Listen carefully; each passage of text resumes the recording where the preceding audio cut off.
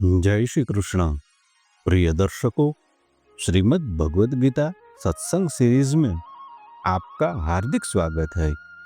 प्रिय दर्शकों, आज हम श्रीमद् भगवद गीता के अर्जुन विषाद योग नाम के प्रथम अध्याय का श्लोक 8वां श्लोक का अर्थ तथा विशेष व्याख्या श्रवण करेंगे। यदि वीडियो अच्छा लगे तो वीडियो को लाइक करके शेयर कीजिए और कमेंट कीजिए। श्रीमद् भगवद गीता प्रथम अध्याय श्लोक 8। भवान भीष्मश्च कर्णश्च कृपश्च समितिञ्जयः अश्वस्थामा विकर्णश्च सोमदत्तिस्तथैव च। श्लोक का भावार्थ। आप द्रोणाचार्य और पितामह भीष्म तथा कर्ण और संग्राम विजयी कृपाचार्य तथा वैसे ही अश्वस्थामा, विकर्ण और सोमदत्त का पुत्र भूरिश्रवा। श्लोक की विशेष व्याख्या। श्लोक में प्रथम आया है भवान भीष्मश्च, अर्थात आप और पितामह भीष्म दोनों ही बहुत विशेष पुरुष है। आप दोनों के समकक्ष संसार में तीसरा कोई भी नहीं है। अगर आप दोनों में से कोई एक भी अपनी पूरी शक्ति लगाकर युद्ध करे तो देवता, यक्ष, राक्षस, मनुष्य आदि में ऐसा कोई भी नहीं है जो कि आपके सामने टिक सके। आप दोनों के पराक्रम की बात जगत में प्रसिद्ध ही है। पितामह भीष्म तो आबाल ब्रह्मचारी है और इच्छा मृत्यु है, अर्थात उनकी इच्छा के बिना उन्हें कोई मार ही नहीं सकता। प्रिय दर्शकों, महाभारत युद्ध में द्रोणाचार्य धृष्टद्युम्न के द्वारा मारे गए और पितामह भीष्म ने अपनी इच्छा से ही सूर्य के उत्तरायण होने पर अपने प्राणों का त्याग कर दिया। तत्पश्चात श्लोक में है कर्णश्च, अर्थात कर्ण तो बहुत ही शूरवीर है। मुझे तो ऐसा विश्वास है कि वह अकेला ही पांडव सेना पर विजय प्राप्त कर सकता है। उसके सामने अर्जुन भी कुछ नहीं कर सकता। ऐसा वह कर्ण भी हमारे पक्ष में है। प्रिय दर्शकों, कर्ण महाभारत युद्ध में अर्जुन के द्वारा मारे गए थे।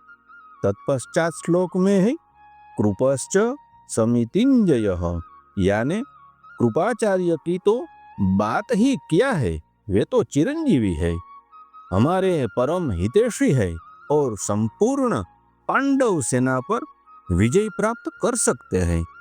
यद्यपि यहाँ द्रोणाचार्य और भीष्म के बाद ही दुर्योधन को कृपाचार्य का नाम लेना चाहिए था, परंतु दुर्योधन को कर्ण पर जितना विश्वास था उतना कृपाचार्य पर नहीं था।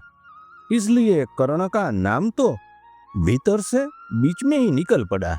द्रोणाचार्य और भीष्म कहीं कृपाचार्य का अपमान न समझ लिए, इसलिए दुर्योधन कृपाचार्य को संग्राम विजयी विशेषण देकर उनको प्रसन्न करना चाहता है।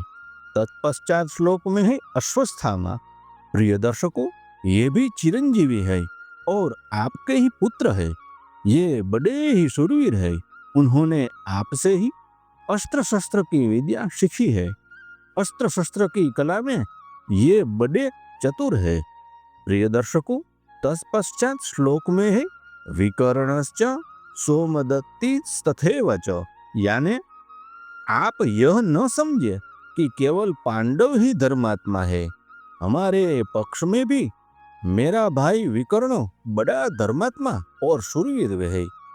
ऐसे ही हमारे पितामह शांतनु के भाई बाहुक के पौत्र तथा सोमदत्त के पुत्र भूरिश्रवा भी बड़े धर्मात्मा है।